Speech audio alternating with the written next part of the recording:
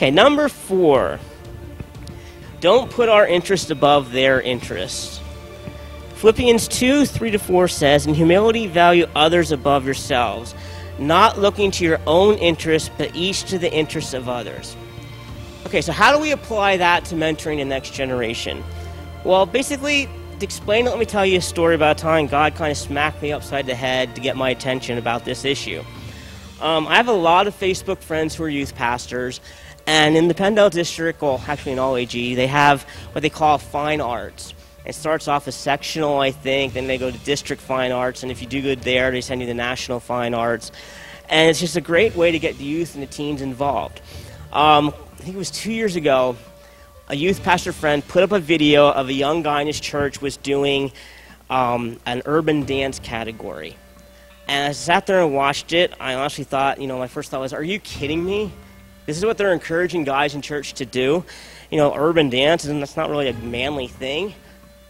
Immediately, as soon as the thought entered my head, God convicted me.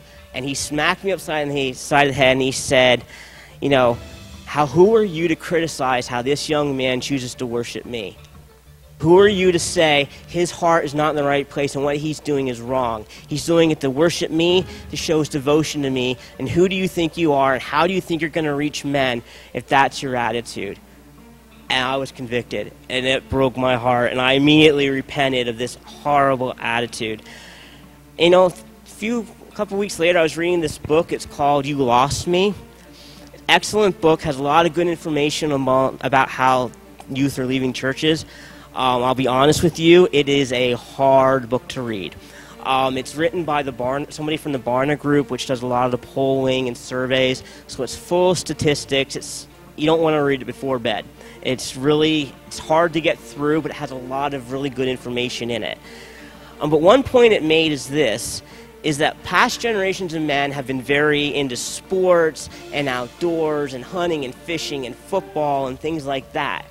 The current generation is more prone to do arts. They're more into technology. They live in a technology era. Everything is cell phones and videos and video games.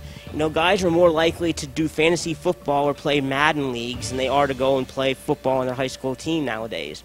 Guys are more likely to do the urban dance or a human video or something like that than they are to join your church's softball team. Part of the reason is because there's a lot of single moms raising the guys. They don't have a dad in their life. A part of it is just the culture we live in, where they learn at a young age how to do all this video stuff that we kind of look at and are like, how in the world? But, our job is to not make them into what we want them to be. Our job is to accept them as they are. If God calls you to mentor a guy who's an athlete, it's great. You go to his sports games, you cheer him on, you're there for him. If God calls you to mentor a guy who's into the theater, you go to his plays, you go to his productions, you cheer him on, you're there for them. If God calls you to go to like an artist or somebody who likes to paint, you go to his galleries and his displays and you cheer him on, and same as if it's a football player or something like that. You might say, but Jamie, I don't like that kind of stuff. You know what? Tough. God don't care if you like it or not. The kid likes it. God's heart is to reach that younger teen. Your heart is to adapt what you like to what they like and be there for them and reach them where they are. Our job is to fulfill the Great Commission. Paul says, I have become all things to all people so that by all possible means I might save some. I can do all this for the sake of the gospel, that I might share in its blessings. So basically, we need to become a fan of things they like. We need to do the things they do. I was working with a younger guy once, and he was always on me to watch this movie. It was